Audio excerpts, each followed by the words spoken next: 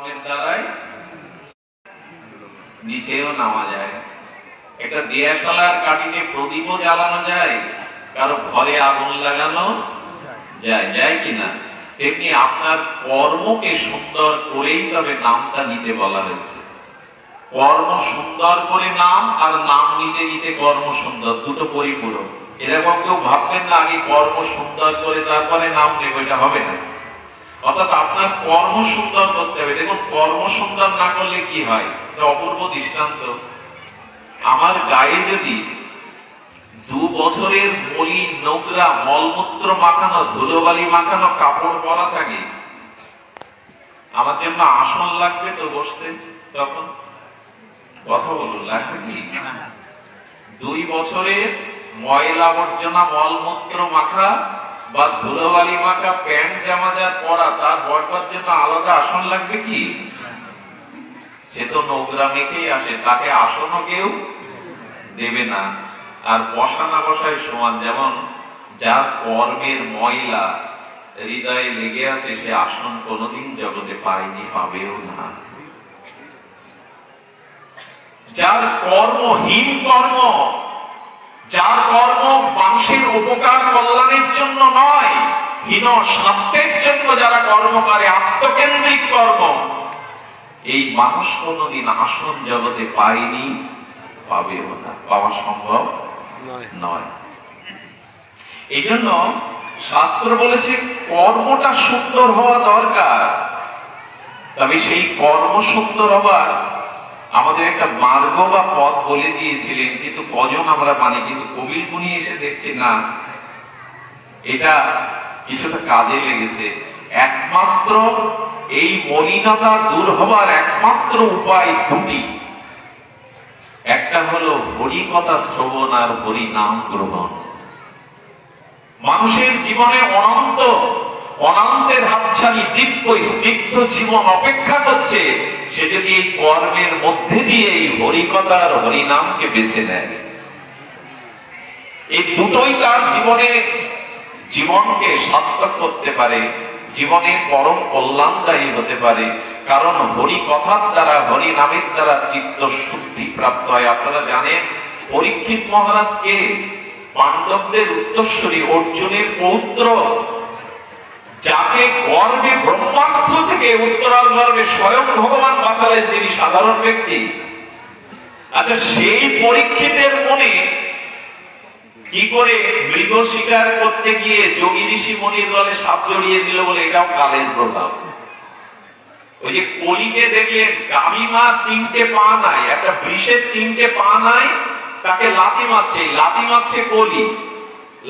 কলির লাথি তো আমরাও খাচ্ছি, এখন বাবা মাকেও মেরে ফেলছে সন্তান, লাথি কে না খাচ্ছে।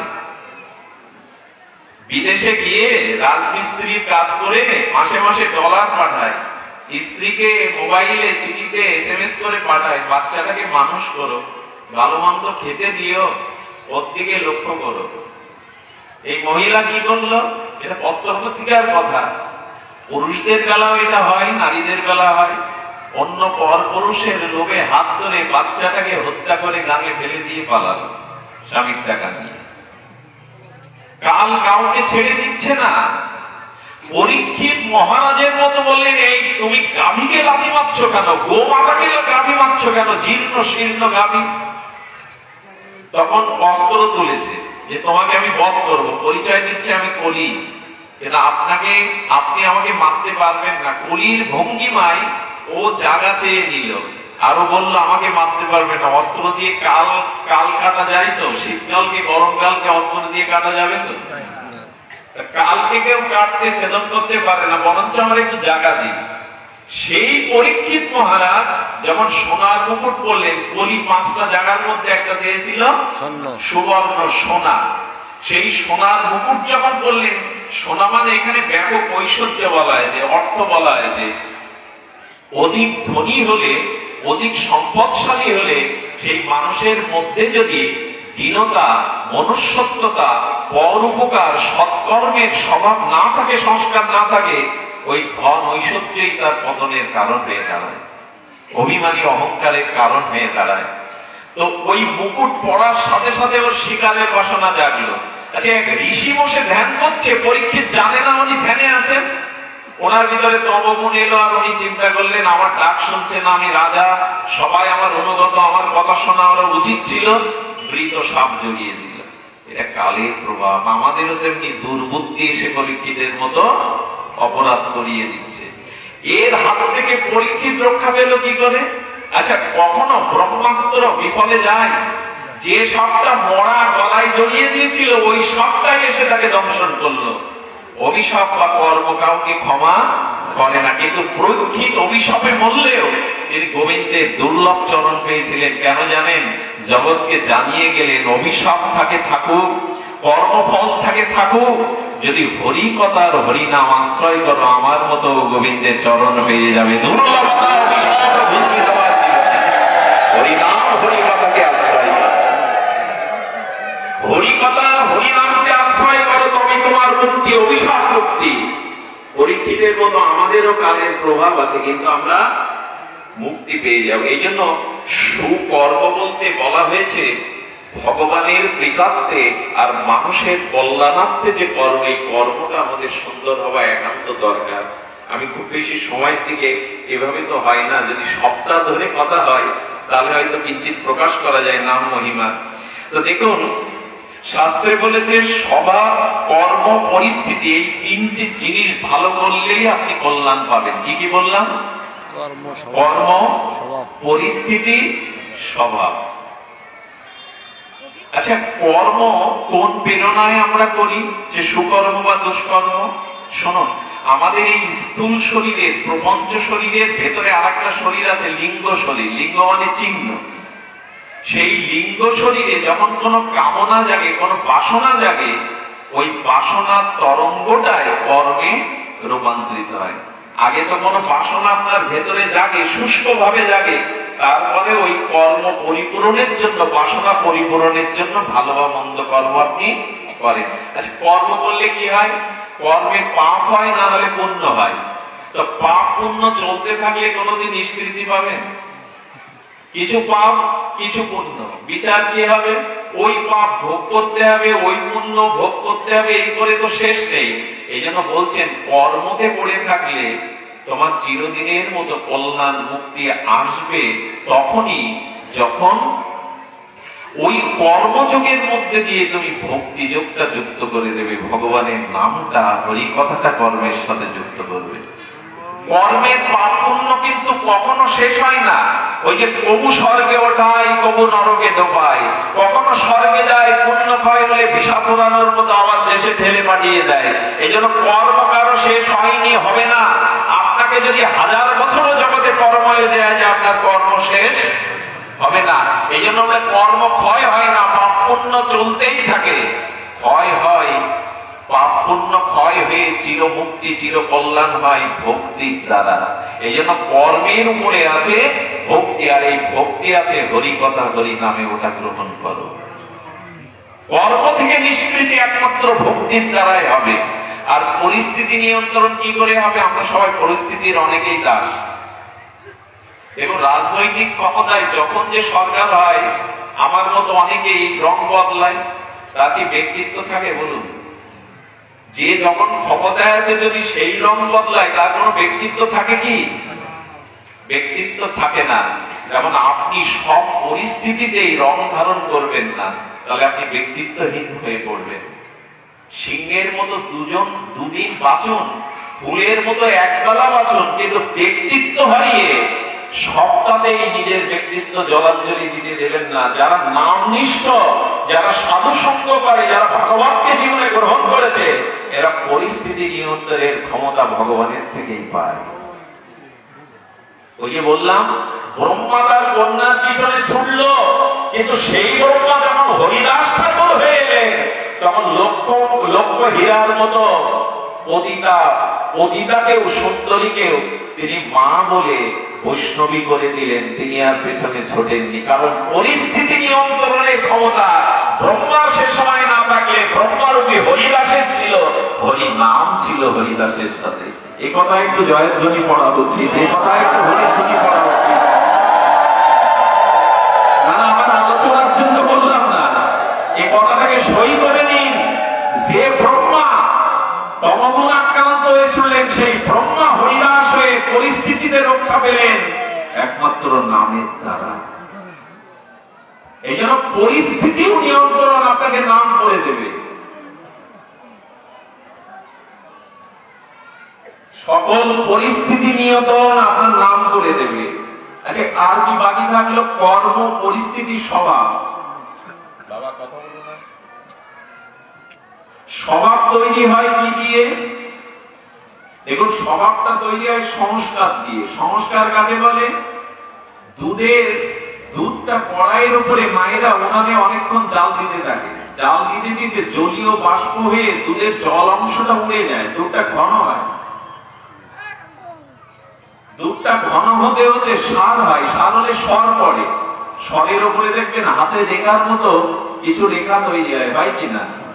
আপনি অনন্ত জন্মব্যাপী যে কর্ম করে আসছেন, সেই কর্মের রেখাটা, সংস্কারটাই স্বভাব হয়ে দেখা যায়। নিশ্চয়ই আমরা অনুভূতি করলাম, কর্মের সংস্কারই আমার বর্তমান সময় স্বভাব তৈরি করেছে। কি হচ্ছে? ফিরে আছে কেন?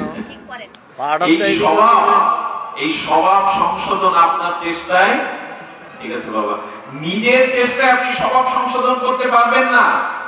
এখানে স্বভাব শুদ্ধ করার জন্য একমাত্র হরিনাম, হরি কথাই হলো যথেষ্ট নিয়ন্ত্রণকারী। আজ পর্যন্ত কত জগায় মাথায় হরিনামে শুদ্ধ হয়ে গেল। আমার চোখে দেখা মধ্য মাতাল, সেও প্রসাদ ভোজি হয়ে 16 মালা নাম নিয়ে দিব্যি শুদ্ধ ভক্ত হয়ে গেছে। স্বভাব নিয়ন্ত্রণ, পরিস্থিতি নিয়ন্ত্রণ, কর্ম নিয়ন্ত্রণের সর্বময় অসমর্থ শক্তি একমাত্র হরিকথা, হরি নামেরই আছে। ভাগবত মহিমায় শুনবেন, গোকর্ণ উপাখ্যানে আছে যে এই 7টা গিরোওয়ালা পাঠ দিয়েছে পুঁতে। এক একদিন পাঠ হবে, যদি পাঠ ভগবানে পৌঁছায় এক একটা গিরো কেটে যাবে, বাঁশের গিরো, বোঝা যাবে এক একটা পুরুষ উদ্ধার হচ্ছে। ভাগবত এটা আছে। যদি হরিকথার দ্বারা বাঁশের জড় বস্তুর গিরো কেটে যায়, হরিকথার দ্বারা, হরিনামের দ্বারা আমাদের স্বভাব কেন দূর হবে না? স্বভাব কেন শুদ্ধ হয় না? হতেই হবে। দেখুন, ছোট্ট একটা প্রমাণ। এখানে নারী পুরুষ একই সহাবস্থানে বসেছি, কথাটা আমি বারবার বলি, প্রতিটা আসরে বলি। এখানে নারী পুরুষ একই সহাবস্থানে বসেছি। আমার মতো নগণ্য নরকের কীট, যার অধিকারী নেই জ্ঞান পীঠে বসার, ব্যাসপীঠে জ্ঞান পীঠে বসার, সামান্য দুটো কথা হরি বা গুরুদেব পুতুলের মতো বলাচ্ছেন। এইখানে এখন যে বাতাস, এখানে এখন যে পরিবেশ, নরনারী একত্রিত বসলেও কারো মনে কোনো বিকার আসার সম্ভাবনা নেই। এটাই প্রমাণ করে ভগবানের নাম। শ্রীনাথ সবতা কৃষ্ণ পূর্ণ শ্রবণ কীর্তন হৃদয়স্থ অভদ্রাণী বিধূমতি সুনিত শতাম। পরমাণু শক্তির মতো ভগবান জানিয়েছে, তোমার হৃদয় শুদ্ধ করা, পরিস্থিতি শুদ্ধ করা, স্বভাব শুদ্ধ করার একমাত্র মহাসঞ্জীবনী ভগবানের নাম, ভগবানের কথা। কর্মের দ্বারা আমরা পরিস্থিতি নিয়ন্ত্রণ কোনোদিন করতে পারবো না। কর্মের সাথে ভক্তিকে যুক্ত করুন, হরিনামকে যুক্ত করুন, তাহলেই। দেখুন, হরিনাম আমি বলেছি, মুক্তাটা হাতে রেখে অভাব দূর হবে না, ক্ষুধা দূর হবে না, বাড়ি গাড়ি হবে না, ঘরের তন্দুল চাল আসবে না, ওইটা বিনিময় করে অর্থ নিয়ে তবে কিনতে হবে। আচ্ছা, কেউ যদি গঙ্গায় নৌকার উপরে শুয়ে জল তৃষ্ণার স্বপ্ন দেখে, গঙ্গার নৌকার উপরে শুয়ে তার তৃষ্ণা লেগেছে স্বপ্নের মধ্যে, তৃষ্ণা দূর হবে তো? গঙ্গা রয়েছে, গঙ্গার উপরেই রয়েছে, তৃষ্ণা দূর হবে? আসলে গঙ্গার উপরে নৌকায় থাকলে জলটা পান করতে হবে। তেমনি হরিনাম জানলাম, শুনলাম, হরিনাম গ্রহণে রুচি হলো না, হরিনাম নিলাম না, ওই গঙ্গার নৌকার উপরে শুয়েও যেমন স্বপ্নেতে তৃষ্ণা দূর হবে না, শুধু স্বপ্ন দেখলে হবে না, এই স্বপ্নগুলো, হরিনামগুলো বাস্তবে রূপান্তরিত করতে হবে। এই জন্য আমাদের প্রকৃত স্বরূপটা প্রকাশ হবে যদি ভগবানের দিব্য নামটা আমরা গ্রহণ। সময় চলে যাচ্ছে, লোভ তো থাকে, এমন নিবিড় এমন হরিকথা পিপাসু রসক্ত শ্রোতাদের পাওয়া যায় তো, অনেক দূর থেকেও ভক্তরা এসছেন, আমি যেটা লক্ষ্য করছি। এই জন্য সামান্য হরিনামের মহিমা আমরা হয়তো একটু ভূমিকাতে বললাম। শুধু এইটুকু বলবো, একটা মানুষের স্বভাব স্বরূপটা কখন বোঝা যায় জানেন? লোকের পাশে যখন যায়, আত্মীয় স্বজনের সাথে যখন কথা বলে, তখন তার স্বরূপ প্রকাশ হয় না। বাড়ির চাকর বাকরদের যখন সে ডাকে, ওই সময় তার ভেতরের স্বভাব প্রকাশ হয়ে পড়ে করতে। মানুষকে যদি চিনতে চান, তাহলে সবার মধ্যে সে মিষ্টি করে কথা বলছে, এতে বুঝবেন না। ও যখন বাড়ির চাকর বাকরকে ডাকবে একান্তে, তখন বোঝা যাবে ওর ভিতরে কতটা অভিমান অহংকার কাজ করছে। তেমনি আপনার ভেতরে কতটা স্বভাব সংস্কার হয়েছে বোঝা যাবে যখন লোক দেখানো না, আপন মনে নিভৃতে হরিনাম করার ইচ্ছা আপনার মনে জাগবে। লোক দেখাবার জন্য না, লোকের সামনে তো ভালো ব্যবহার, মিষ্টি মিষ্টি কথা বলতে পারি, কিন্তু বাড়ির চাকর বাকরকে যে সুরে ডাকা হয়, তখন বোঝা যায় ওর ভেতরের অভিমানটা কতখানি। ঠিক ততরূপ হরিনাম যখন গোপনে মনে, সবাই টিভি দেখছে ঘরের মধ্যে, ছেলে মেয়ে অন্যরা, আপনি এক কোণে বসে বসে রাত দুপুর পর্যন্ত মালা জপ করেই চলেছেন, চোখ বুজে, বোঝা যাবে আপনি কতটা নাম প্রেমী, কতটা আপনার নামে রুচি পেয়েছে। এই জন্য দয়া করে বলবো যে আসুন আমরা সব পরিস্থিতির মধ্যেই, এই কাল কবলিত সময়টা কালো ভালো যাবে না, সেটা অর্থনৈতিক পরিস্থিতি, রাজনৈতিক পরিস্থিতি, সমাজ পরিস্থিতি, পারিবারিক অবস্থা আজ দুরবস্থার মধ্যেই চলে যেতে বসেছে। যার যেটুকু সারা পৃথিবীতেই এখন যুদ্ধ বিগ্রহ, হাসপাতাল, শিশু, কারো মুক্তি নেই। প্রকৃতির এক বিপর্যয় নেমে আসছে।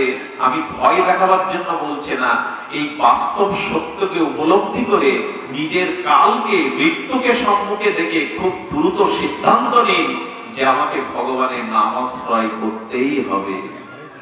মরার পরে বড় হরি বলে কার কতটা উপকার হবে জানি না। মানুষ মরে গেলে কি করে জানেন? অনুষ্ঠান দিয়ে বলে সবাই প্রার্থনা করুন ওনার আত্মার যাতে সদ্গতি হয়। আমার মনে হয় কি, সারা জীবন নিজের উদ্ধারের চেষ্টা না করে, সাধন ভজন না করে, লক্ষ লোক যদি বলে ওনার আত্মার কল্যাণ হোক, আদৌ হবে না। উদ্ধারে তো আত্মা অবসাদায়, নিজের উদ্ধার নিজে করে চলে যাও, তোমার উদ্ধার কেউ করবে না। আর বর্তমান যেসব সন্তানদের আমরা রেখে যাচ্ছি, এখন তো বলে ওই 11 দিন 15 দিন আমি জুতো পাই না দিয়ে থাকতে পারবো না, মাথা চুল ফেলতে হবে, এর কি কথা, এর মধ্যেই শুরু হয়ে গেছে।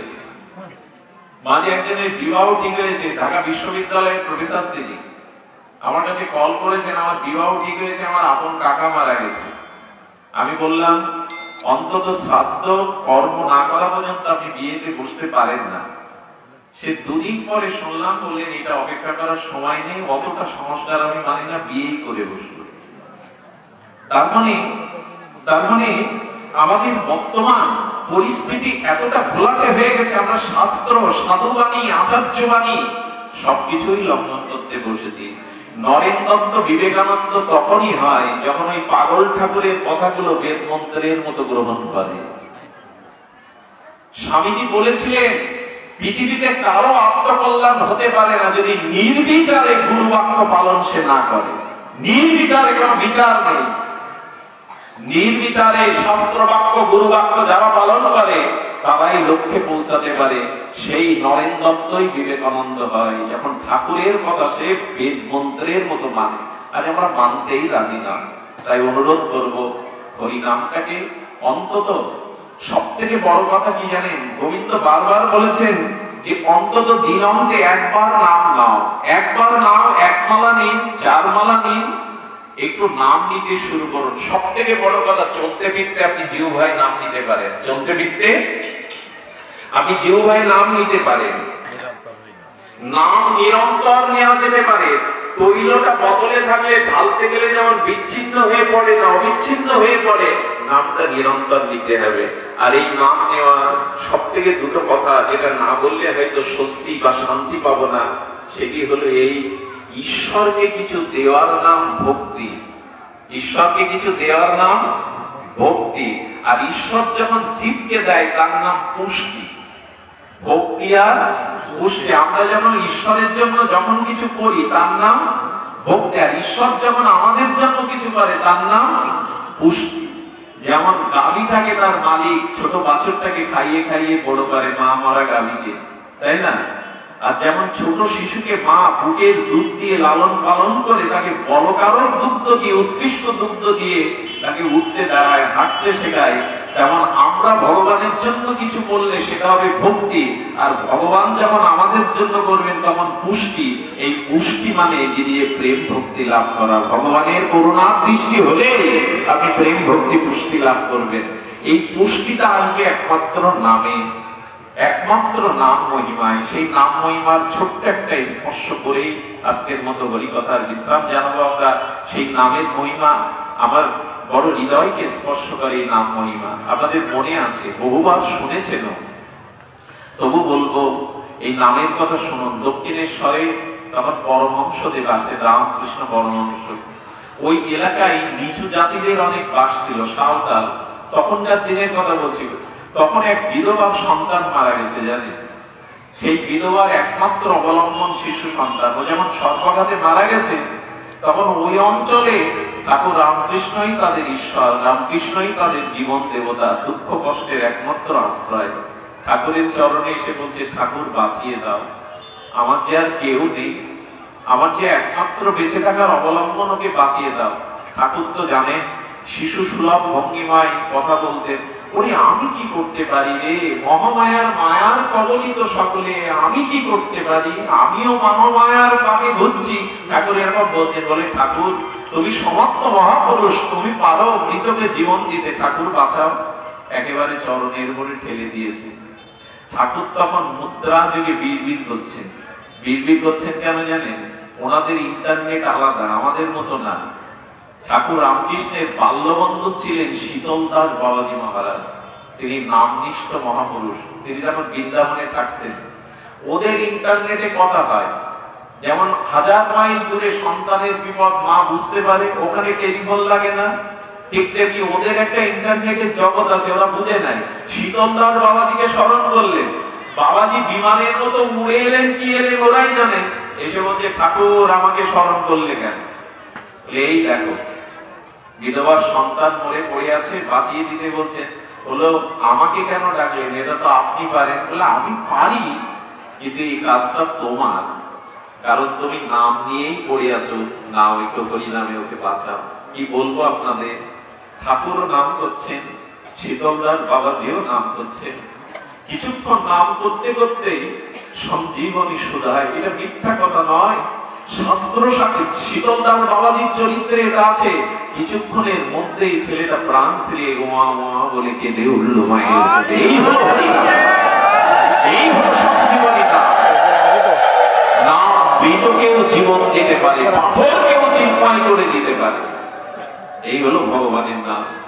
যাদবাচার্য নবদ্বীপে, যাদবাচার্য সবজি কুটতে বসেছে ধারালো বটিতে, পাশে তার শিশু সন্তান 6 মাসে। আর যাদবাচার্যের স্ত্রীর সাথে যাদবাচার্য মারা অভ্যাস মতো তরকারি ধারালো অস্ত্রে কুটতে পারে, অভ্যাস হয়ে গেছে। ওই অবস্থায় মহাপ্রভু সংকীর্তন করতে করতে, নগর সংকীর্তন করতে করতে যাচ্ছে গোধূলি বেলায়। যখন নগর সংকীর্তন করতে করতে যাচ্ছে, মহাপ্রভুর মধুর পলধ্বনিতে দিব্য নাম ওই যাদবাচার্যের কানে গেলেই যাদবাচার্য ছুটে কীর্তনে চলে গেলেন। আর ওনার স্ত্রীর কর্ণ দিয়ে নাম যেই ভেতরে গেল, কি বলবো, এই জগতে আর উনি নাই। অবাস করে কাটলে যেমন রোগী বুঝতে পারে না, হরিনাম এত মধুর, মহাপ্রভুর কণ্ঠে এত প্রেমময়, ওই নাম তার কানে যাওয়ার সাথে সাথে জগতের চিন্তা ভুলে গেছে, জগতের আবেগ ভুলে গেছে, ওই রাজ্যেই ডুবে গেছে। তরকারি করতে করতে ছেলেটা কোলে এসে বসেছে, মার খেয়াল নেই। কি করেছে জানো? সেই তরকারির বদলে ছোট শিশুটাকেও ধারালো বটিতে কেটে ফেলে দিয়েছে। মা যদি তার সন্তানকে কাটে ধারালো অস্ত্রে, বুঝতে পারবে না? কাটবার সময়, মৃত্যুর সময় মর্মন্তুদ মৃত্যু যাতনায় ছেলেটা তো চিৎকার করেছিল, বলো মা শুনতে পাইনি। এ জগতে তো নাই। এক হরি নামে তিনি এতটা জাগতিক আবেশ ভুলে গেছেন, সন্তান চিৎকার করলেও মর্মন্তুদ মৃত্যু যন্ত্রণাও তার কানে যায়নি। কি করেছে জানেন? কেটে কেটে টুকরো করে হাড়িতে দিয়ে জাল দিতে শুরু করেছে, অভ্যাসবশত করে যাচ্ছে ভূতে বাবা রোগীর মতো। আচ্ছা, মরা পড়ালে একটা গন্ধ আসে না, সে গন্ধটাও বুঝি নাকে আসছে না। নাম তাকে কোন জগতে নিয়ে গেছে। ঠাকুর হরিদাসকে বাইর বাজারে বেত্রাঘাত হচ্ছে, এক বাজারে বেত্রাঘাতে প্রাণ চলে যায়, 22টা বাজারে রক্তে লাল হয়ে যাচ্ছে মাটি। হরিদাসের সারা নেই, কেন জানেন? নাম নিতে নিতেই পার্থিব দেহটা এই জগতে আর নাই। একে ব্যাখ্যা করে বোঝাবার কথা, একে তাকে ব্যাখ্যা দিয়ে ভাষা দিয়ে বোঝানো যায়। মা কেটে ফেলে জাল দিচ্ছে, তবু তার সার নাই। যাদবাচার্য সংকীর্তন শেষে ধীরে ফিরে এসে দেখছেন তার একমাত্র শিশুপুত্র তার স্ত্রী কেটে কুটে হাড়িতে জাল ধরিয়েছে, ছোট ছোট হাত পা অংশগুলো পড়ে আছে, ছিটিয়ে আছে।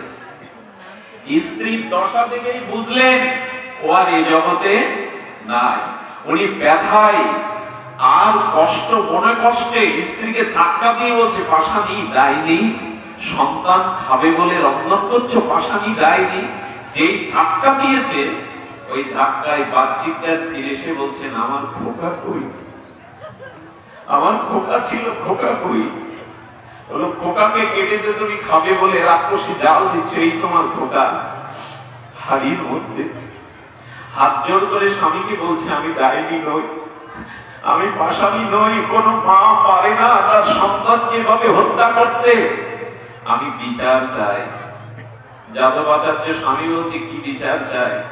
বলে, বিচার চাই চৈতন্য মহাপ্রভু কেন এমন নাম করে, যে নাম কানে গেলে মাও তার সন্তানকে কেটে ফেলে, জাল দেয়, তবু বুঝতে পারে এই নাম কেন চৈতন্যদেব করে। আমি বিচার চাই। চলো দুইজন মিলে বিচার চাই, কেন এমন নাম তিনি করেন। জানেন, ভগবানের নামে পশু পাখিও অশ্রু বিসর্জন করে। বৃন্দাবনের বৃক্ষগুলো থেকে বিন্দু বিন্দু জল ফলিত হয়। হরিনামে সবার হলো, হলো না শুধু আমার। চৈতন্য মহাপ্রভুর ঝাড়িখণ্ড জঙ্গলে বনের বাঘকেও কৃষ্ণ বলিয়েছিল, বাঘ আর হরিণকে একত্রিত নৃত্য করিয়েছিল। বাঘের হলো, সবের হলো, হরিণের হলো, হলো না শুধু আমার।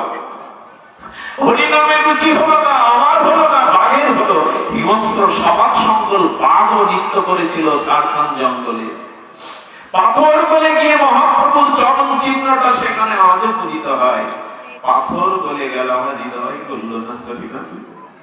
মাঝে মাঝে মনে হয়, পাথরের বুক চিরেও তো ঝর্ণা বেরোই, জল আসে।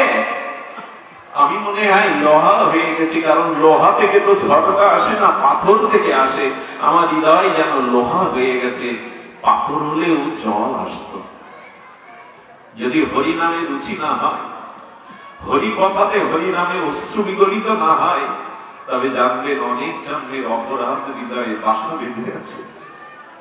রামকৃষ্ণদেব দক্ষিণেশ্বরে গঙ্গার তীরে, ভাগীরথী গঙ্গার তীরে যখন সূর্য ডুবে যেত, তখন ওই মন্দিরের মেঝেতে মুখ ঘষতে, রক্তাক্ত করতেন আর বলতেন, মা দিন তো চলে গেল, দেখা তো দিদি না, মা দিন তো চলে গেল, সূর্য তো অস্ত গেল, তোকে তো পেলাম না।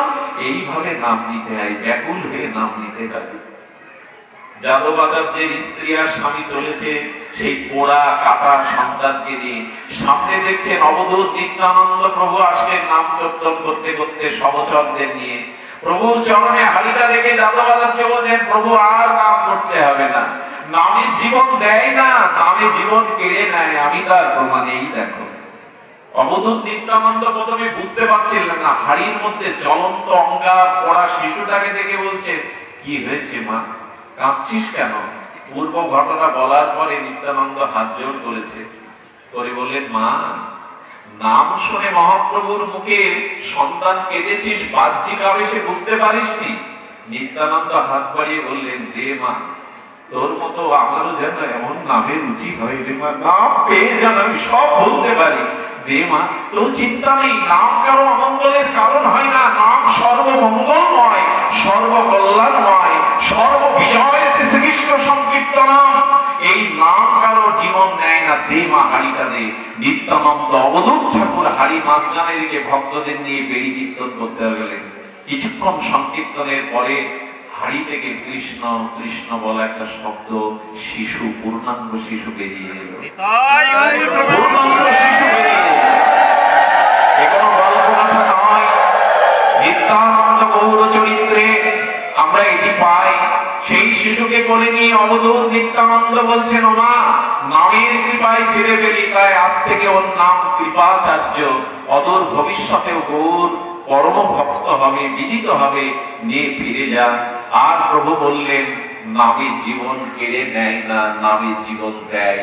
এই জন্য মহাপ্রভুর শিক্ষাষ্টকের এই শ্লোকটায় আজকের অনুষ্ঠানে আমরা হৃদয়ে গ্রহণ করে স্ব গৃহাঙ্গনে স্থানে ফিরব। মহাপ্রভুর শিক্ষাষ্টকে সেই চেত দর্পণ মার্জনাম ভব মহা লাবান্নি নির্বাপনাম শ্রেয় কৌরব চন্দ্রিকা বিতরণাম বিদ্যাবধ জীবনাম আনন্দ মুক্তিপতি পদম পুণ্যমৃত স্মাদনাম স্নাত পরম পরম বিজয়তে শ্রীকৃষ্ণ সংকীর্তনাম। জীবনের পরম বিজয় একমাত্র ভগবানের নামে। এই নাম সার্থক হোক। এই দুদিনের 16 প্রহর সংকীর্তন জয়যুক্ত হোক। আপনাদের কাছে চিরদিনের মতো ঋণী থেকে গেলাম। এই মুহূর্তে যদি মৃত্যু হয়, আমি একটা আনন্দ নিয়ে যেতে পারবো। আপনাদের মতো স্নিগ্ধ ভগবান শ্রোতাদের দর্শন হয়েছে, আমার এই সান্ত্বনা। ধন্য হোক আজকের অনুষ্ঠান, ধন্য হোক কপিলেশ্বরী মাতৃমন্দির, ধন্য হোক আজকের অধিবাস, ধন্য হোক আপনাদের শুভকামনা। জয় শ্রী গুরু প্রেমানন্দ।